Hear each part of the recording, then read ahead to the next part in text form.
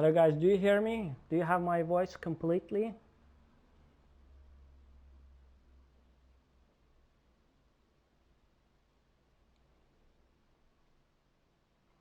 Hello?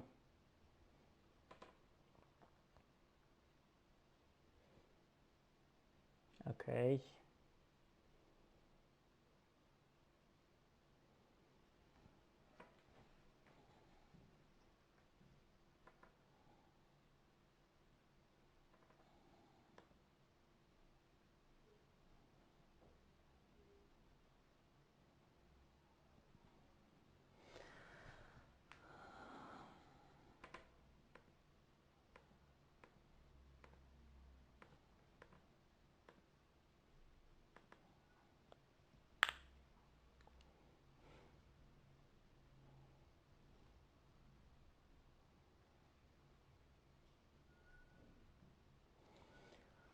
Hello guys, thank you so much for joining to this live session. As you all know, we started this live sessions to give you encouragement and to be a source of inspiration to stay at home and to prevent this coronavirus. In a couple of minutes, I will just invite one of the great famous media artists of our generation, who is called Refik Anadol. He's a Turkish media artist. He will join our conversation. He's also founder of Refik Anadol Studio. He's based in Los Angeles. He's originally from Istanbul. And okay, I'm going to invite him. Thanks for joining.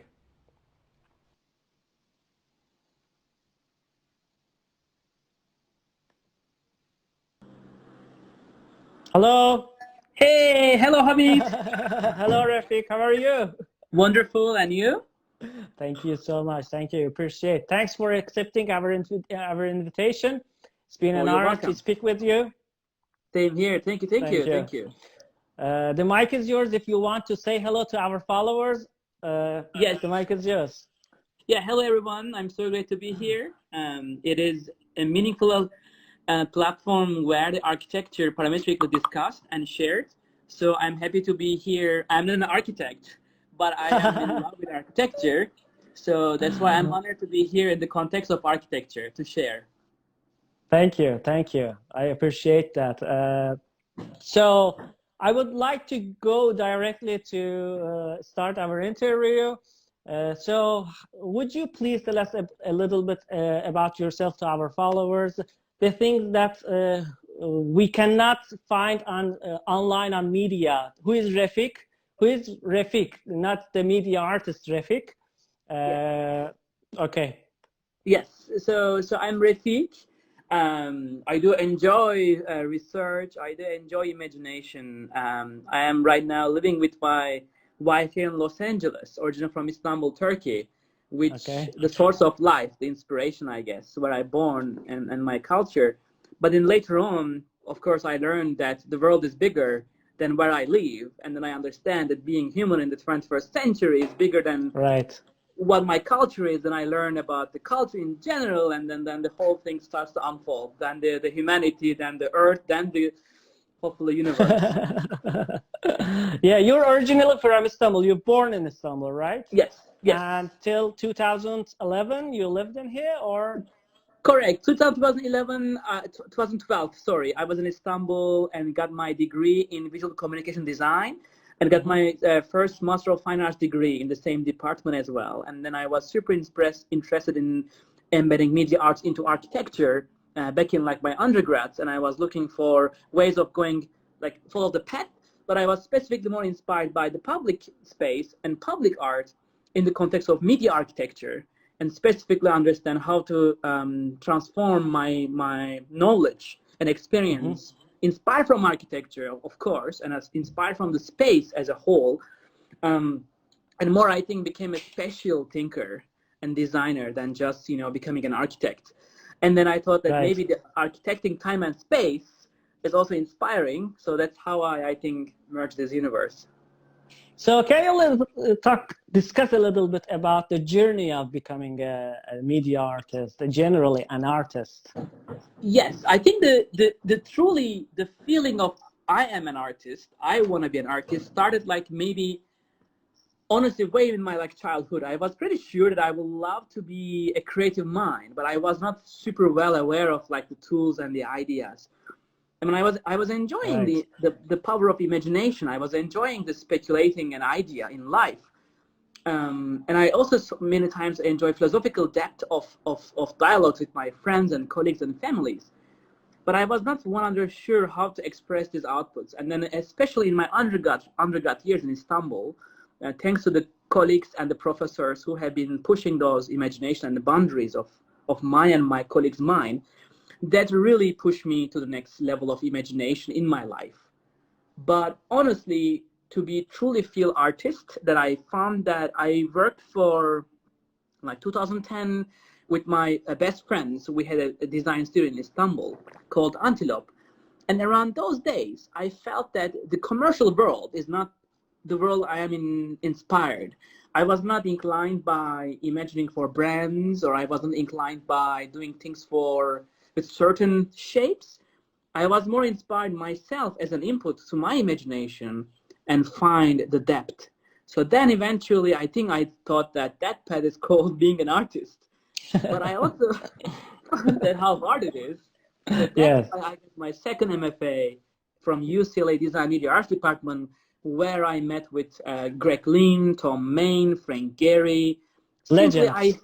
had much more depth of the space as a whole became my Right. research. Right. So the position you're in now, was it a childhood dream or something To be that honest, developed afterwards? no, I mean, I was 100 sure when I watched Blade Runner, the movie. The movie changed my life. Oh, Or the yes. movies and the games and the Yes. computational imagination was always truly like push me this mindset. Right. But of course, the more I learn about the capacity of imagination, the more I found that okay, this can be done. This can be done. Okay, if you have a team, you can do that, and then it just unfold all this like naturally. But the having a studio was my dream. Having a studio, having a people thinking and imagining together purposefully was my dream. Right. So that was the time, maybe since the undergrad, it was always a dream. Right. How do you think computational and parametric design tools have changed the way you think about the art, Mhm. the answers in the art actually? What was the impact of it? Mhm. So for me, Because, yeah, yeah, sorry, you because were saying? I've heard that you love parametric design, Yes, parametric architecture, and also computational, and you try to combine these tools with your art, the things that you want to show out to our world. What do you think absolutely. about it? So for me, I think the very first pet for me, the parametric design came from Greg Lynn's animate form and his incredible Yes. text that I think inspired me a lot. And then literally the same year, I met Alper Derinboğaz, my architect colleague from Istanbul, who also studied at UCLA AUD. Yes. We He should really, interview with him as well. yes, he's a wonderful mind. I hope he can hear this. And Yes. I think it's the first time I asked him like, hey, like Alper, I'm really trying to work with data in my practice. But back in time, 2011 and 10, I was not 100 sure how to apply this ideation. I was using VVVV, but the software was not truly giving a light. But the parametric design and in general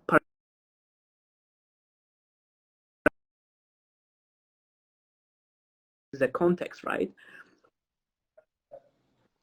Can you hear me? Right. Yeah. Yeah, I So hear and you. from Sorry, I there, had a time limits on Instagram. Right. oh, okay. And then suddenly and Altair really opened the lead to Grasshopper, and then of course eventually the world of like collecting data with sound information for Istiklal Street in Istanbul, and we were able to freeze the form in 3 dimensions by using Mhm. the techniques, and that's how I honestly got the idea of yes, the data can be stored, can be frozen, can have a 3 dimensions, can have a physical space, and even can be augmented. I think that was a pioneer piece in the field, and then since then I took off the ideation. That's great. Who or what were your inspiration for coming up with such a unique idea in interpreting artificial intelligence with sculptures and visual imagery? So truly the inspiration So came from before you, no one was just doing it. So yes. you just created such a unique idea. I mean, there's two things really happened in my life. The very first one was I was again inspired by Blade Runner, the movie, completely based on the reality of a human and a machine, or a, Yes.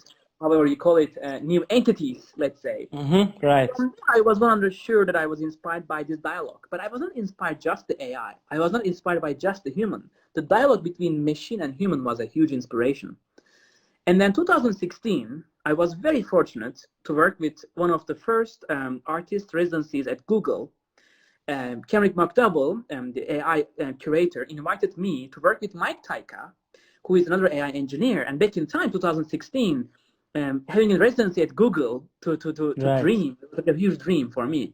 So what I did is I just say Impressive. openly, and also I think the second important thing is SALT Research in Istanbul, which is a wonderful library, open library for anyone, any age.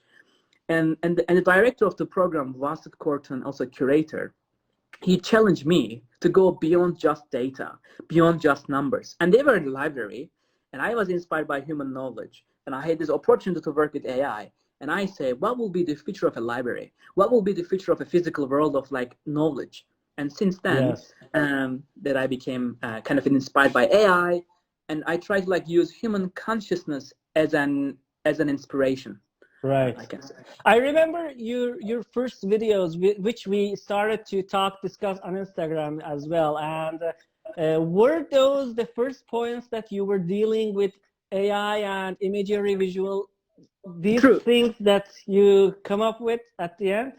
Yes. It was And 2016, and yeah. yes. Right. I was super inspired by noise algorithm. I mean, since my 2010, maybe 11. But I was not 100 sure why exactly these noise algorithms and their context with the space and the form finding was exciting. But once I found that if we can clearly use AI to create forms from the machine consciousness, manipulating that world was much more inspiring, at least personally for me.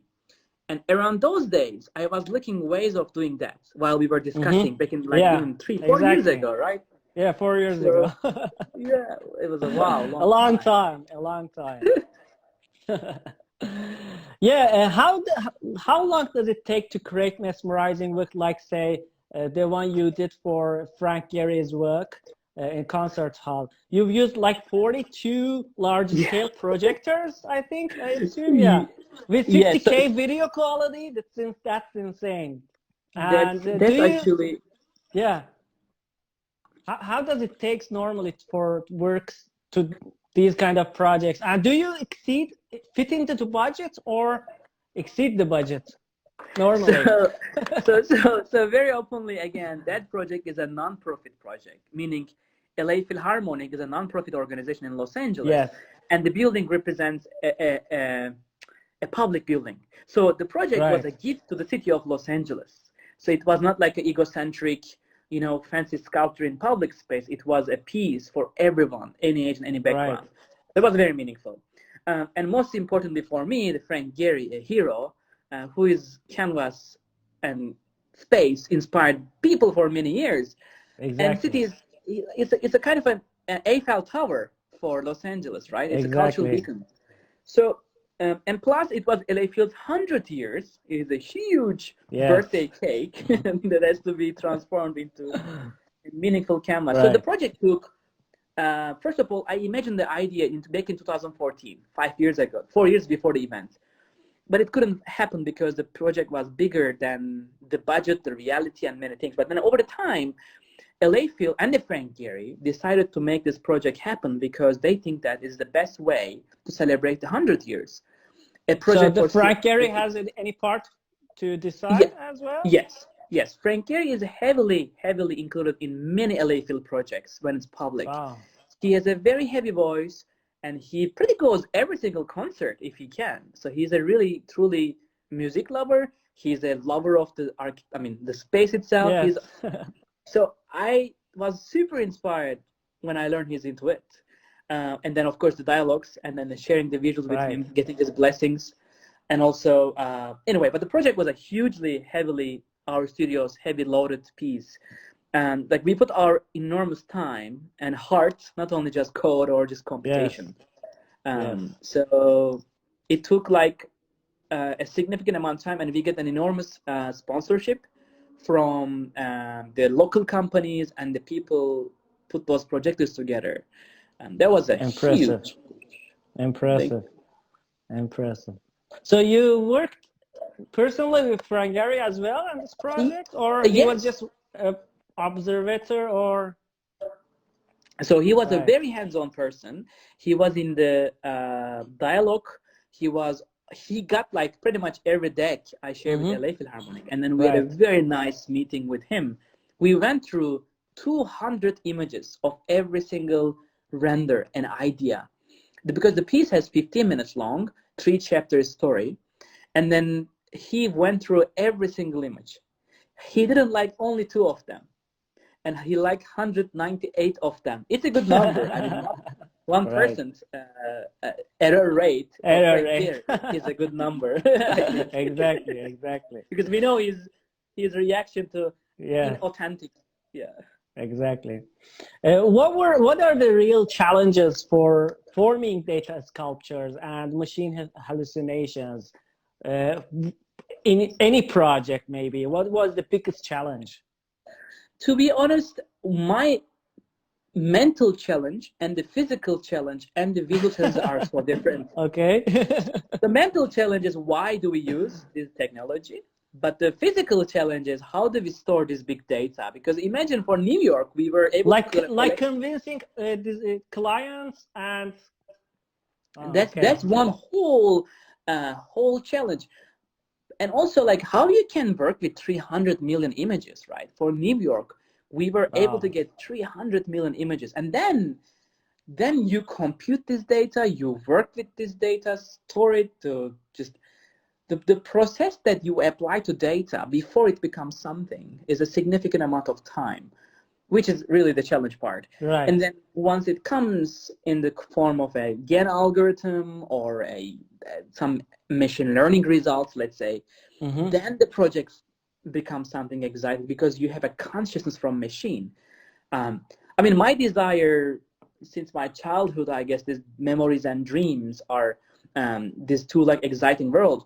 So that's one of the reasons, I guess, that the hardness of machine hallucination is what exactly machine is hallucinating, and Okay. and what are we seeing. So those are like I think the true challenges, and of course the GAN algorithm. GAN algorithm requires a significant amount of computation and knowledge. So as a studio, I think we developed some novel ways of letting AI to learn Right. and then improve that. Right. So do you yourself code for these software for these projects, or Myself you is use visual coding? so first of all, I'm using visual coding myself, but as a studio, what I learned is, especially when I understand how Mm-hmm. challenging the AI can be, we became a team. So for example, we are literally sharing the responsibility between team members. Like one member Right. can be in generative design, one member can focus on Python's, like I mean, one part can be on the like a TensorFlow part, one can be on the image recognition part, one can be in the visual other programming languages like in Unity, or I mean mostly not Unity, but no, I mean VFX Graph now in Unity or Right. in Right. Unreal Engine. So simply what is like different between those softwares requires different knowledge. So I am kind of in the middle of everything and then try to like connect the dots between different groups. Um, Exactly. I know a little bit from each of them, I can say, but I'm not a guru in any of them because Right. being in the center like a conductor is much more productive than stuck in one knowledge, Mm-hmm. which is an advice to many people. I wish people can enjoy working together as a team to improve your knowledge. Right. How many people are you in the studio? Right, virtually now we are not working in the studio. Okay. So we are now 12 people, and 12. we can speak 12 language, which is 12. very important. 12 geniuses. Thank Right. you. I mean, everyone is really so special. And first of all, without team, I have nothing to say. It's a Mm-hmm. teamwork, and it's a truly team success. And that's very important. One thing to appreciate. And second is not only just smart minds, we are also a group of people can um, really understand what we are doing. We are not just doing things for technical purpose. We are not doing because it's techno fetish. We are not doing just it's hype. We are doing this for a deep purpose to make art for any age, any background, like pretty much anywhere in the world. And that Right. as a mission is really strong and heavy. And it cannot be done without a team. Real quick, what kind of softwares you are using in general? Is it something that you wrote in the office, or is it things that everybody use, like Yeah. Python, like Grasshopper? Yeah. So we are pretty This much was using. this was the question of most of our followers. Yeah, you know that. So first of all, I am using personally VVV and Cinema 4D Right. since 10 years, maybe 11 years. So that's a whole backend journey. But I think what improved what we are doing, not only just these two softwares, of course, Python for AI world, but also we do tools like doesn't require code anymore. For example, we create a tool called latent space browser, which allows us to fly in the mind of a machine and do those machine hallucinations. They are not anymore by code. They are using a tool. So I'm trying to erase the code from the imagination because I do believe that, of course, it's incredible to create tools. But once you go beyond the code, once you have the imagination in your hand and you can imagine the idea with AI or these like complex algorithms, then you're in this different mindset. Then you are. And yes, like Random Neuer is here. For example, we have wonderful colleagues. And in V4 community, I've been working with um, now 4 significant developer friends, last maybe 5, 6 years constantly. In V4, for example, it is a incredible approach that you can create visual language, right? Visually, you can compose the idea pretty much using complex, functions. But then at the end, you have this beautiful output, right? You have a one render, one Right. vision that can be manipulated by pretty much Grasshopper users, I think. So that's what I enjoy as a team, that we have these many modules now that have been developed and they become super functional tools. And each project we can add more and more, right? So V4 is a very important software in our studio, VVV. Right. And then Unreal Engine and Unity is constantly we are using it, and these game engines are allowing us to like predict some ideas, do AR, VR, like all these things. And Python is very heavy for any AI work, as you may guess. And Houdini is extremely important because we are pretty much computing our optical flow algorithms, noise algorithms, form finding studies in Houdini very heavily. I'm not personally deep in the Houdini, but I'm pretty much in a way that I think I can say what kind of a direction a Houdini world that inside, like from which Vex code world, from the which kind of algorithms inside Houdini we have to like look for. And then we honestly sometimes work with many softwares at the same time and choose the best output. So we are not Yes. dependent on the software. We are dependent on the idea. Yes. Do you think they help you to think as well? Like they create idea for you as well? Of course. Especially in AI. What really inspired me is, first of all, last 4 years, we have been working with different data sets from the city of New York, city of, Stockholm, Berlin.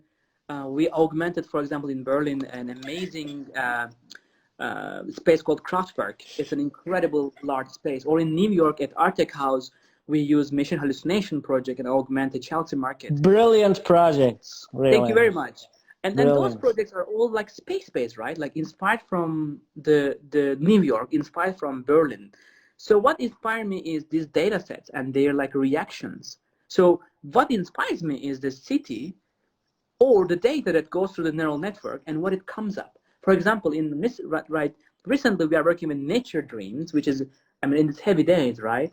We are working with an incredible amount of image archives of nature and let the AI dream for us. And this kind of stuff is beyond the code or the algorithm. It's more about this fascination of the life, I guess, instead of just the Yes. code. just Exactly. the, I don't know, the algorithm. Exactly. When you started using AI, did you think what you wanted to achieve with all the fragments of the data you collected, and also the Yes. path you've just gone through? What was it pre-planned, or you just go So, through? so, so for me, the truly the biggest plan was how we can. I mean, very openly saying this question. It was also my Yes. question in my first Google Arts and Mission Intelligence interview. Right. I was literally saying how I can take my brush as an artist, dip into Mission's mind, and paint with Mission consciousness. Like that was a truly question. And when I asked this question, of course, like there was this silence, and I mean, it was like a cool moment. But then, oh yeah, we can do that. That means we have to simulate human consciousness, Exactly. memories, and dreams. And then, like, it was like a very natural dialogue between me, the engineers, and the curators and the collaborators.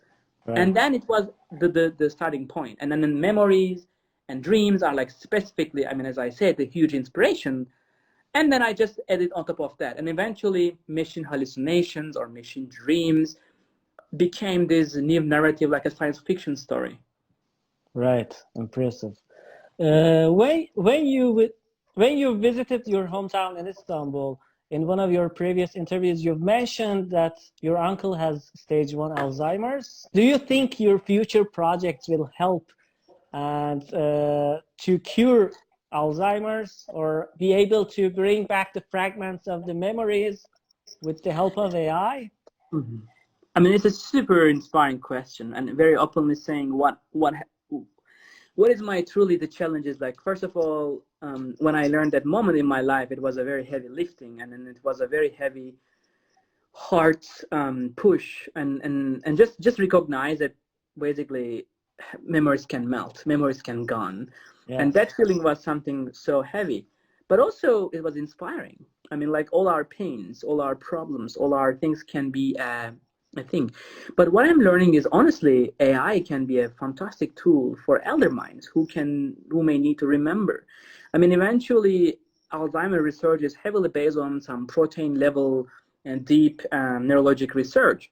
But at the end, it's about memories. It's about remembering. The act of remembering is the problem. But then the question is, can we use and create tools or experiences that allows us to go deeper than what we can remember? Like, can we make someone to go his or her own memory universe? Right. I think we have a chance. And now we are working with neuroscientists in our studio, literally, that we are trying to find the moments of remembering, and then try to celebrate those moments through data and art. But why not in near future this becomes a truly a research, Like which, how can you extract those data from the mind? so right now in the moment. Very professional question. Actually, I don't know. I'm going too deep. That's a good question. But so right now at the moment, I guess without any like a surgical augmentation, there is no way for any kind of extraction. But we know that, like, Elon Musk's Neuralink project, Yes. or there are significant research on epileptic and some significant research, let's say, having this kind of an understanding of how to use neurological surgeries to understand this world. But the question is, I think, then comes back, like, who will be the safeguard between our memories and the ideas? Like, who will Right. protect our memories? I mean, for sure not social network. We learned what happens when social networks becomes the memory Yes. tools. Um, Exactly. that's why I thought that instead of like a personal memories, I am much inspired by the collective memories, such as how we can see New York, how we can see Berlin, how we can see Stockholm. Like, what does architecture means? What is the body work of Frank Gehry? What is body work of Zaha Hadid, or like Tadao Ando, or Toya Ito, or Libanskin? So I'm personally more inspired by nowadays architecture, as in this context, collective memory. Like, how we can reinterpret remembering Zaha Hadid's building. Like, can we remember right now Disney Hall from the lens of like 500,000 people's perspective? Like, this Right. kind of collective memory and collective remembering is, I think, right now more ethically correct, more inspiring, and I think what we are doing is much more hopefully purposeful. Right. So, in a 10 or 20 year period, what do you think in the future? As one of the pioneers in your profession, how far will this go with computational, parametric, and AI mixture with media art? What is the beyond and next? I think it's an incredible question. So my hope is, at least in our research, what we are understanding is the collective memories. So we are trying to understand like how we can reinterpret our collective memories and collective dreams. So at least as a research, that's what we are like finding these answers. And we are also working with a quantum computing, which is called quantum dreams right now, and heavily researching on like how we can bring these upcoming computational ideas to the beyond. It's a very heavy research. It's just in the beginning. And we are also working with like NASA GPL in a way that maybe we can find things beyond the Earth. Maybe there are some more answers there that is not even that we witness physically. There are things that is beyond the world that is just above us. So I think what I'm feeling is eventually the research we are doing will be the materials. And I believe that in one day, data will become a material beyond just light. Light so far, the most divine material, at least as an artist and special. For me, the only way I can imagine features right now with light. But I wish architecture can go beyond the glass, concrete, and steel. I wish the ideas can find home in the universe with the light beyond what we get so far. Exactly. I would like to get a real good question from one of our followers. I'm just showing it up right here. Just if you give me a second. If we run out of the time, just tell me. Yes, and I will unfortunately, everyone, I need to take my personally my wife to the appointments, and in these heavy days, I need to follow the what doctors give. But I hope we share some really insightful things. But I have 5-6 more minutes. Happy to share. Let me just ask my question and finish them. What do you think about our platform, our PA? What do you think about it? Fantastic. First of all, your curation and the pics and sharings are much appreciated. It inspires me as well and my team. So you're an inspiration for us because you are a voice of many minds, which I am heavily inspired, and also my team and my colleagues. So I think it's a beautiful platform. I wish everyone has the same thoughtful depth that you are bringing to the field. And the name of the account, like Parametric Architecture, I think who doesn't get inspired? Thank you. Thank you. Students are here also get inspired by this platform. Appreciate that. What kind of book you are interested in? And can you just suggest us 1 or 2 books to read during the pandemic? Yes. So this is one just coming. I know heavy one. What is real? What is real? Wow. So it's by Adam Becker, and it's exactly the little like the book that I am heavily inspired because of our quantum computing research. And also this is the second one, How Language Began, which is an incredible book about I think one of the best cognitive skill we have as humans that we can communicate and how it started. These are my 2 pandemic days books that I advise everyone. Exactly. What kind of movies do you watch, and which ones do you suggest in this pandemic to our followers? Yeah, so first of all, we are doing a major research on, how can I say, every single dystopian science fiction movies in the world, which was a very heavy research. As you may guess, it starts with very fun Hollywood blockbusters to recent one. But I'm, instead of movies, pretty much into the nowadays Westworld, Devs. These are 2 current things I am heavily researching and also watching with fun. Because I mean these I think the Blade Runner is one of the hero movie that I watch too much, I guess. But do you think your work is gonna involved in one of Hollywood movies in future? It's an incredible question, and I'm happy to say that I'm right now a part of a creative talent agency called CAA. And I have been discussing some really wonderful ideas with one of the most inspiring minds in the field. early to give their names, but I'm happy to say that we are focusing on the cinema, which I'm calling it AI cinema, which I recently shared. So that's a research, and eventually AI cinema means AI architecture, AI space, and many others. So yes, that's and very openly saying, I think cinema, again, since my childhood, is the biggest dream of using reality to make something unreal but feels real, and architecture to psychology to neuroscience, it's philosophy. It has everything inside. So that's, I think, where I will hopefully converge if I can. Impressive. One final question, and then we will end the conversation. Thank you so much. What kind of advice would you like to share with young professionals and students? Oh, good one. So first of all, follow these platforms like where we are. Follow this account. That's 100 sure, because very openly sharing is everything, and sharing is so important in these heavy days, especially. I would not too much inspired by the, no offense, but the software. I will not too much worry about like the tools. I think the ideas are more important than the tools. That's number one. Second, be authentic, be unique, be yourself. I think we are in an age where the ideas should be unique. I mean, of course, some people say do the same thing, and maybe, but I mean, I do not believe architecture belongs that simple, shallow ideas. I think to bring depth to surface, you may need to think about your idea more than, and try to be unique and not to be just like copy. I mean, very, no offense to the people that are learning from what we are doing, but I wish people are go beyond what they see. I wish they can just go beyond those like surface explorations. I mean, what will happen if you can take these ideas and put in a new language and a new dimension? Why don't you like take what have been done and ask the questions one more time again?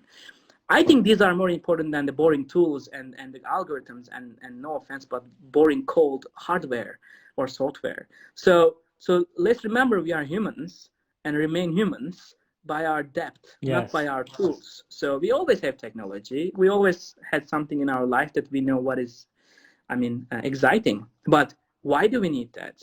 And how do we use that? I think these are the purpose in your practice.